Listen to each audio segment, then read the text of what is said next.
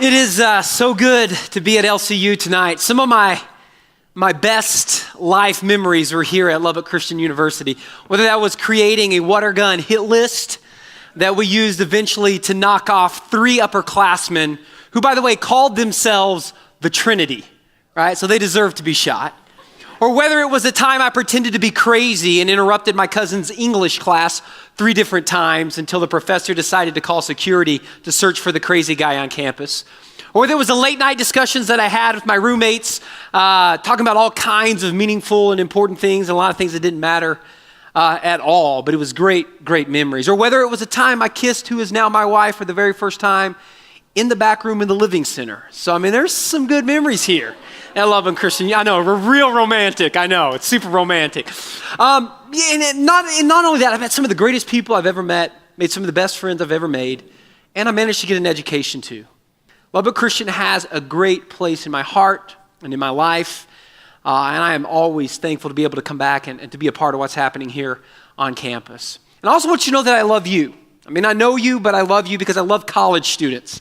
Currently, I have the privilege to be the preaching minister at University Church of Christ in Las Cruces, New Mexico. And nothing against your churches, but it is my favorite church. It is a wonderful place to be. But one thing I love is every Sunday we've got about 80 to 100 college students that show up. And I love their enthusiasm. I love their energy. I love their transparency and their honesty and their willingness to dig in and look at the real deep and meaningful things of life. So it's a great time for me. So tonight I get both. It's like a double treat. I get to be here at LCU and I get to share with you, mainly college students in this room tonight. So thank you for letting me be with you here tonight. Before we get started, 2 things I want to say, 2 things that are just on my mind a lot right now, short things. One is my passion in ministry, and here's my passion in ministry, very simple, making churches the safest places on earth. And I just want to plant a seed before we get into what we're really going to do tonight. This is my passion. This is what I'm about, because I believe churches should be the safest places on this planet, and they haven't always been. A lot of times churches are those places you go and you have to pretend the most, right? Or the places where you go and you feel like you got to wear a mask, or they're the last places you're going to take your deepest, darkest secrets and sins and problems and mess ups. It shouldn't be that way.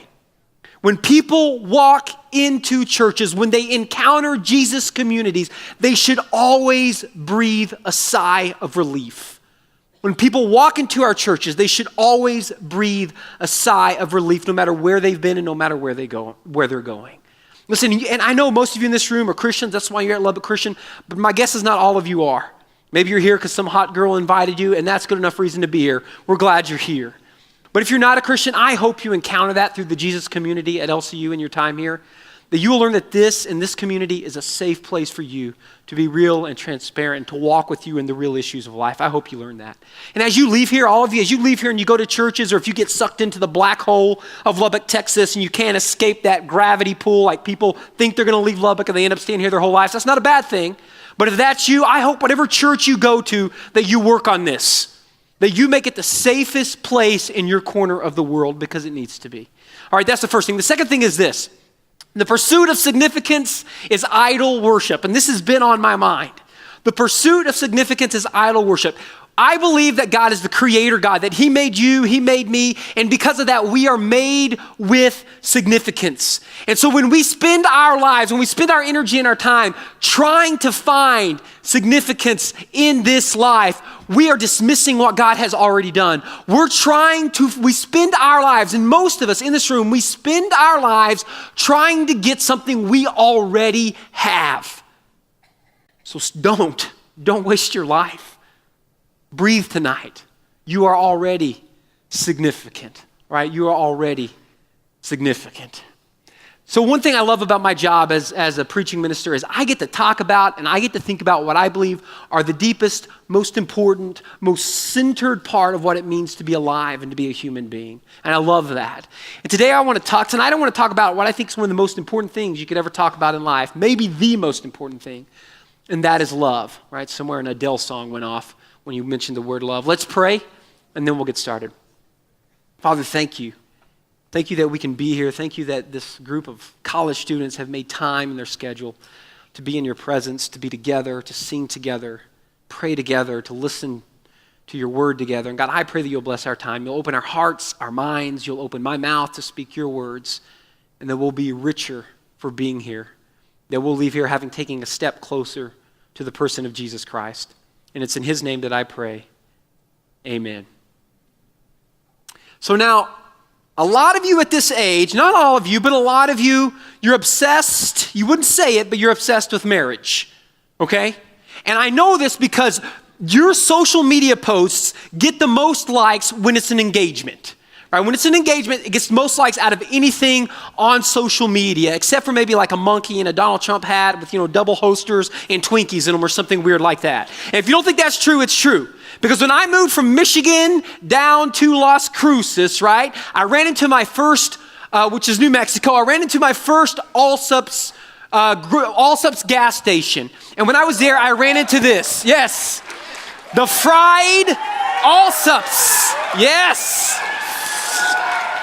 So I posted this right here on my Instagram because my Instagram game's pretty weak. I only got 18 likes.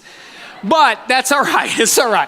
I'm not putting a lot of stake in that. 18 likes on these fried beef and bean burritos. Welcome back, to the land of enchantment. That's right. Now, here's the problem with this, though. This is the post that I posted right after this other one right here. Oh, I went too far. Look at this. Now, look. That's 15 likes. That's 18 likes. This is my nephew who was just born. Like, my sister brought life into the world. And everybody's like, yeah, fried burritos. Yeah. Like, what's wrong with it? So, all right, we understand that it happens. But when it comes to engagements, there's, you guys are semi-obsessed with marriage. All right, there's a lot of likes that go on out there. And gentlemen, I'm sorry. I mean, the game has been raised. The bar has been raised in this proposal process here. Like when I proposed to my wife, it was before, the capture, record, and edit your life world. So I proposed to my wife, and then I got to tell people the story. Now imagine that. There were no pictures. They had to picture it, this is crazy, in their mind. And so that allowed me to embellish a little bit, how much she cried, how excited she was. I got to pick the soundtrack, like if it was somebody from the 80s, and Bonnie Tyler came on, Total Eclipse of the Heart, turn around. If it was something a little more modern, I could, throw in some Taylor Swift or something, if I'm talking to a middle schooler or somebody like that. Right, her new song comes out, new single released tonight. Oh yeah, Taylor Swift. But, so, that's what it was for me. I got to shape the story, but you guys, this is the era of recording and capturing. Like, the bar is high. You got to have that video of your proposal edited, uploaded on her iPhone with her favorite love song as the background music by the time the night is over. Which means you've got to hire some professional videographer to hide in the bushes while you're proposing to your girlfriend. Or maybe in scuba gear because you've rented a sailboat and you're out on Buffalo Springs Lake under the full moon where you wanted to, propose to her, and he's in scuba gear, she's in scuba gear, filming it. So when you get back to land, the whole family and all your friends are there on shore with the family pets and a big bonfire and a bunch of s'mores that you're cooking with her favorite kind of chocolate, right? That's the pressure today. It's tough, guys. And that's just proposing for prom. That's just an invitation to prom. But girls, ladies, it's way worse for you. All right? This is the Pinterest era. Like pre-Pinterest, all we had was bridal magazines. But in the Pinterest era, it's no longer about marriage ceremonies. It's a competition. And here's how it goes. The more Pinterest elements you can work into your wedding, you win. Like the groom is just decor. He's just like a life-size Ken doll that you can put in the newest, fanciest, hipsterest, tight little trousers with suspenders and a bow tie. Like that's all the groom is for.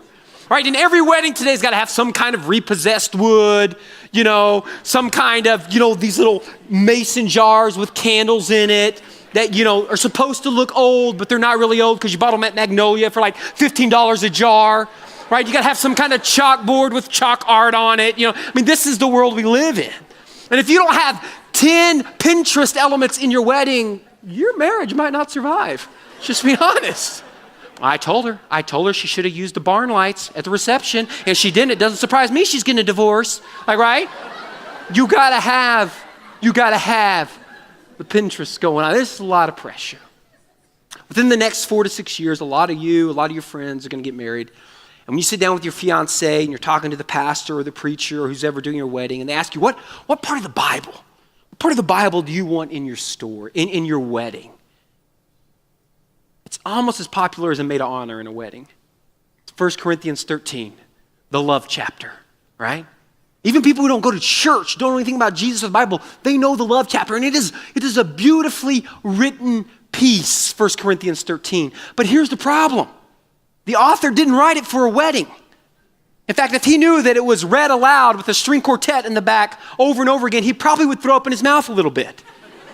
He composed 1 Corinthians 13, this love chapter. He wrote it to deal with a church fight. That's why he wrote it. That's romantic, right? That's romantic. 1 Corinthians 13 comes from a letter written in the first century by a guy named Paul to a church in Corinth, and this church was jacked up. I mean, they had all kinds of problems, because here's the thing, churches have problems. Like if you don't go to church and you're like, what? Yes, all churches have problems. Because here's how it works. You have problems. I have a lot of problems. And when you put people with problems together with other people with problems, and you get together and you hang out and you do life together, you just get more problems. It's very simple math, right? Here it is. One problem, I'm really good at math, plus one problem equals more problems. Like you can bank on it. Yes. And so this church, and so that's the secret. Church is going to pretend they got it together. They don't. That's why they need Jesus. Like that's the whole point, right? So don't let them fool you. They don't have it together either. All right, and this church in Corinth was no different. They had all kinds of problems. Think about it. This is the first century. You couldn't download podcasts from Jesus. You could get on YouTube and watch him preach. Let me watch that Sermon on the Mount again. You couldn't do that. Right? Jesus wrote nothing. You ever think about that? Jesus never published anything. Like all you had was word of mouth and maybe some things that some of his followers had written down, maybe segments of that because the Gospels weren't even written yet. And so you got this church trying to figure out what does it look like to follow this Jesus in the middle of this urban center called Corinth. Corinth was like New York and Las Vegas and Los Angeles together, like New Las Vangelis or something weird like that. Like that was Corinth. And they were struggling. Like they had a guy who was sleeping with his father's wife.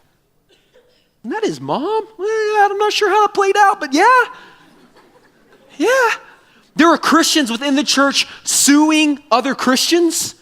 That makes those potlucks and meals together a little awkward, right? There were rich people, when they would get together for communion, they wouldn't let the poor people take communion with them. There was a group of women that were super disruptive during the time of worship. They were arguing about the person who baptized them, kind of like, my dad can beat up your dad. They were like, well, the guy who baptized me can beat up the guy who baptized you. They were like having those kind of conversations as a church. And then to top it off, they were arguing, and this is so ironic, about who was the most spiritual. They were arguing about who's the most spiritual. And that argument centered on spiritual gifts. And there were two main spiritual gifts at play, right? One was speaking in tongues, which was like speaking in some kind of angelic language, which I've never done, by the way. But that was one of them, right? And the other one was prophecy, which isn't foretelling the future. It's not like some crystal ball foretelling the future. It's to speak to the community on behalf of God. And these were the heavy hitters. Like nobody cared if your spiritual gift was crafting, right? Or if your spiritual gift was organizing the church pantry. Like nobody cared about that. But these were prestigious gifts, speaking in tongues and prophesying. And they were arguing about which made them more important.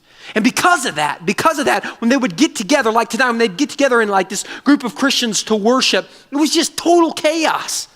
You got people standing up and speaking all these different angelic tongues, and then people standing up and prophesying. It was just mass confusion, and the guests were freaking out. They're like, what is going on here? And it was dividing the church. That's why Paul writes 1 Corinthians 13.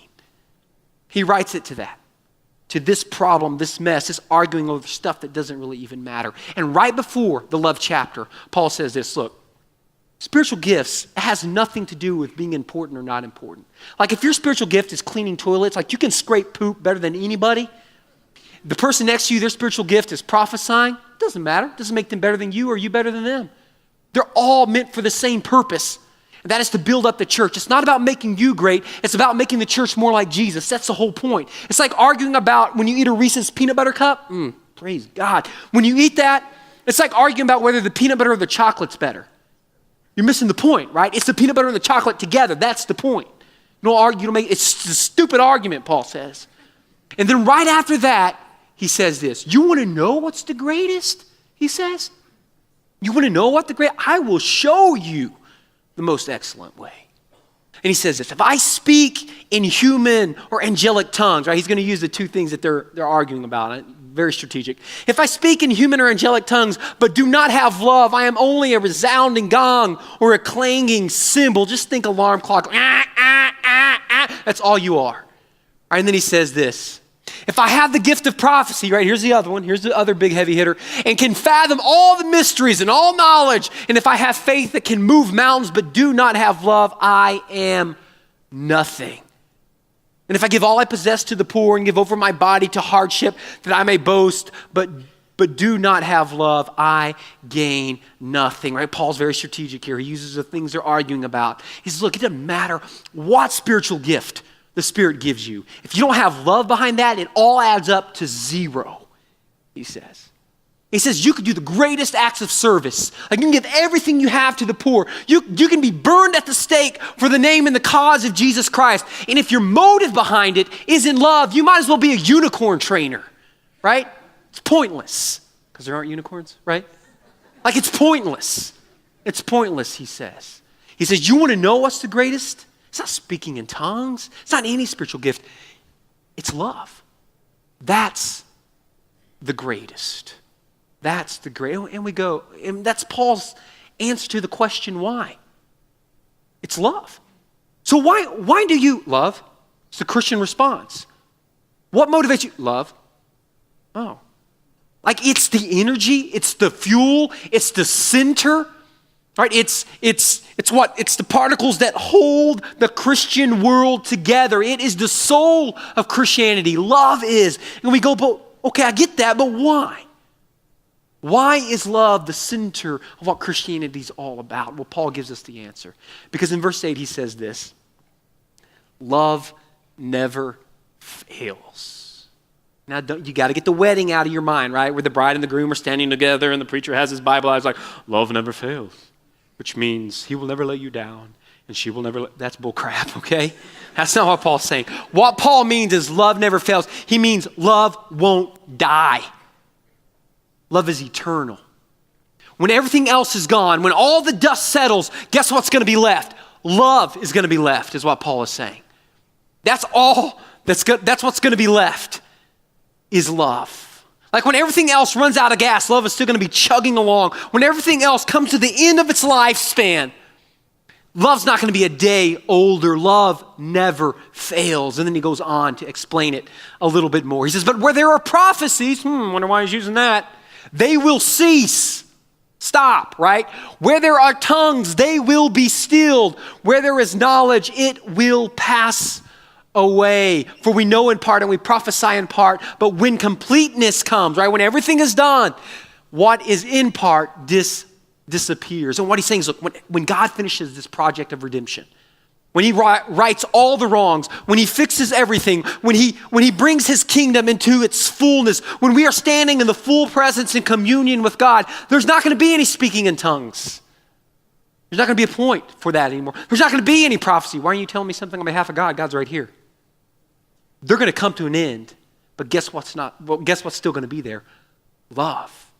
That's what Paul says. Love will still be there. And then he gives two metaphors to kind of explain. They mean the same thing, but he gives two different metaphors. Because when I was a child, I talked like a child, I thought like a child, I reasoned like a child. When I became a man, I put the ways of childhood behind me. For now we see only reflections as in a mirror, then we shall see face to face. Now I know in part, then I shall know fully, even as I am fully known. And he uses this child metaphor first. He's like, look, when you're a baby, you suck on pacifiers and you wear diapers and you're just a little baby, right? When you grow up and you mature into an adult, you don't have a need for pacifiers anymore, I hope. And you don't have a need for diapers anymore. That's what he's saying. Like, there comes a time when we don't need speaking in tongues anymore. All right, that's childish stuff. When God's kingdom is fully mature, we don't need that anymore. We don't need prophecies anymore. That's like diapers and pacifiers. We don't need them when things are fully complete. And the same with the mirror. You know, in those days, it wasn't the nice mirrors like you get in Old Navy where you look thinner than you really are. Have you noticed that? Check it out next time in Old Navy. You're like, I am looking good. No, it's the mirror, all right? But they don't have mirrors like that. It was more a sheet of metal that was kind of warped. And so it was never this real image of who you are. Right? It was a distorted image. That's what he's saying. Like prophecies and speaking in tongues and all these different things you're arguing about, they're not the real thing. They're not the complete thing. The complete thing is love. Complete thing is love. And then after he kind of just blows up their whole argument, you've been wasting your time dividing the church, getting upset over stuff that isn't even going to last. You've been putting your identity in things that isn't even going to last. You've been putting your worth in your spiritual gift that isn't even going to be around in the end. And after that, he says this, and now these three remain. When the dust settles, when everything else has disappeared, when God's kingdom is complete, when all the wrongs have been righted, this is what's going to be left. Faith, hope, and love. Not speaking in tongues, not knowledge, not any other of those spiritual gifts, but the greatest of the things that will remain is love. Is love. He says, when all the dust settles, we're going to be left with those two things. The first is hope, right? This is from N.T. Wright. He says, hope is this total trust that the Creator God is God of the future. And when God makes everything new, we're going to have more hope than we've ever had because we're going to be certain that God has the future under control, all right? The second is faith, he says, right? Faith is utter trust in God the Creator. Now, we have faith in God, but if you're like me, some days it's better than others. Some days I really don't have any faith. Right? So it kind of goes up and down. But in the end, when we're in full communion with God, in the presence of God, faith isn't going to be a problem. It's going to be as strong as it's ever been, right? Because we're going to be in the presence of God. He says we got faith and we got hope. And then he says love, though. The greatest of what's going to remain is love. Love. I love what N.T. Wright says about love. Love is not our duty, not just something we're told to do. It is our destiny. That's where all things are going. All things end at love. That's where it is. Like it's our destiny. That's what we're supposed to do. Like love is the language of heaven. Love is the building blocks. It's the material that God uses to build his kingdom. Right? Love is the fuel that drives the eternal reign of God. It's love. It's love. Love lasts forever. You want to know what forever looks like? Forever looks like love. That's what it looks like. We're like, oh, that's awesome. So that means we need to practice love. You want to do something that's going to last forever? Practice love. In financial terms, practicing love is a secure, no-risk investment. I guarantee you, it's worth your investment because it's going to be there in the end. And so many other things that we invest our time and our lives in are not going to be there. And we go, okay, that's great. Okay, love. Practice love. Invest in love. That's the only thing I said. What in the world does that look like? Because according to our culture, it looks like sex. You're like, I can invest in some of that. No, wrong. Wrong. Right? Or it can also look like pizza. I love pizza. Right? Or it can look like, a racing heartbeat and sweaty palms. That's not what he's talking about. He fortunately for us, Paul defines us. Here's what it looks like to invest in love. These are the things you do if you're investing in love. So here they are. Love is patient. That's investing in love. Love is kind.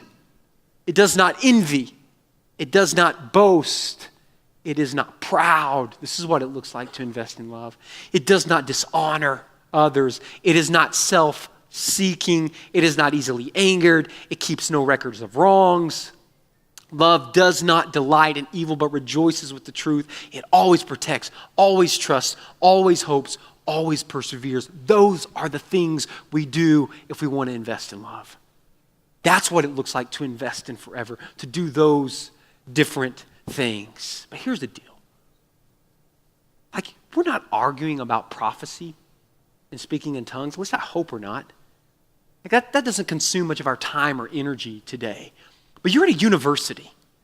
or you're at a university, which means right now the primary reason you're here is you're thinking about your career and your future as an adult. By the way, I have a synonym for career in today's culture. It's called identity. We no longer have jobs, we have careers. When somebody asks you, what do you do? Our response is to tell them what we do for a job or for a career. But I do lots of things. Sometimes I pull weeds in my yard. Sometimes I drink coffee. Sometimes I watch Netflix. I do a lot of things. Don't define me by what I do to get a paycheck. But that's what we mean. Why? Because our careers are our identity. And so here's the thing. Like, you're here in this university and you're thinking about your career, and that's going to put you in a certain direction in your life. It's going to determine what you do with your time, what you do with your energy, how you set your goals, how you set your priorities, where you emotionally invest yourself, where you intellectually invest yourself, right? So much of that is wrapped around what you choose to do in a career. And it's going to look something like, okay, get this job, and with this job, get this house, and get this spouse, and then have this kid, and then get this car, and then get a raise, and get more house, and maybe another kid, and maybe more spouse, maybe not, I don't know, and then more, and then you get another raise, and then you get a house with wheels called an RV to go with your house that has more house over. And this is kind of the process we do, right? This is what determines what we do with our life. And all that's so career driven, which is so what you're focused on right now in college. But Paul's going to say, hey, you know what? All those things, from titles to positions to raises to money to income to homes to cars to reputations, all that, it's going to go the same way as tongues and prophecy. It's going to be buried in the same tomb. When all is said and done, none of that's going to be left, but love will. What if we got crazy? What if we got crazy? Instead of letting that dictate what we do with our time, what we do with our energy, what we do with our emotion and intellect, what if we let these things set our priorities, set our direction in life? My goal is to be patient and kind and not envy and not boast and not proud and not dishonor and not be self-seeking, not be easily angered and not keep a record of wrongs, to be truthful, to protect, to trust, to hope, and to persevere. What if we let that dictate the direction of our life and the priorities we set? Listen, some of your parents aren't going to like me telling you this. Because you might call them and say, hey, you know what? I'm not going to be a petroleum engineer. What? Now I'm thinking of living really simply and doing, people don't like that. Good Christian people don't like that. But it's what Paul's saying. In the end, this is the stuff that's going to be around. Invest in love now. Because the titles and the positions and the accolades and the plaques and the raises and the legacy you leave at your company and the house that you own and the car that you drive and the clothes that you wear and all those things, they're not going to be there in the end, but love is going to be there. Love is going to be there. Because in the end, these three will remain. Faith, hope, and love. And Paul says, and the greatest of the things that are going to be left is love. And here's the beauty. Here's the beauty of that. You can invest in that right now, today.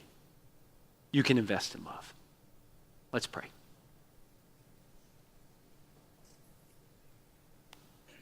God, there's so many voices that scream at us, try to dictate where we go in our lives and what paths we take and what careers we choose and how we spend our time. God, I pray that we can more and more as a people let love dictate our direction in life. Who cares if we're poor? Who cares if we're not seen as influential in the world's eyes? Who cares if we're not seen as popular? Who cares if we're not seen as even successful in the world's eyes? God, let us be driven. Let us be guided by love.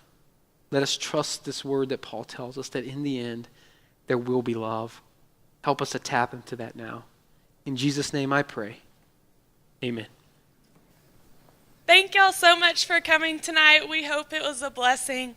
Our next Blur will be Thursday, November 16th, so we hope all of y'all can make it. Right now, we want to speak a blessing over each of you before we close out with one final song. May God's relentless, overwhelming, and perfect love reign in your hearts as you leave from this place tonight. My blessing for you is that God blesses you in your relationships this semester. Your relationships with your peers, professors, family, friends, but most importantly, Him. May they grow and be a blessing in your life, both in the hard times and the joyous times as well. My blessing for this semester is peace. Peace for the school year in good and hard times, but also peace for knowing who you are and whose you are. During the times of heartbreak, doubt, and fear, when the walk ahead of you seems impossible and you feel alone, may you remember that God and all that He has planned for you is a light at the end of the tunnel, and that He is also the flashlight that guides you through it all. My blessing is that you guys remember to put God first in everything you do. I hope that you remember He gave you a story, and the point of your story is to spread His word and love to others in everything we do. May the words that have been spoken tonight take root in your heart. May you just be open to what God is speaking to you today and throughout this semester. And may you look to Him in all instances of your life and lean on Him and not your own understanding. So please stay standing as we finish with one final worship song.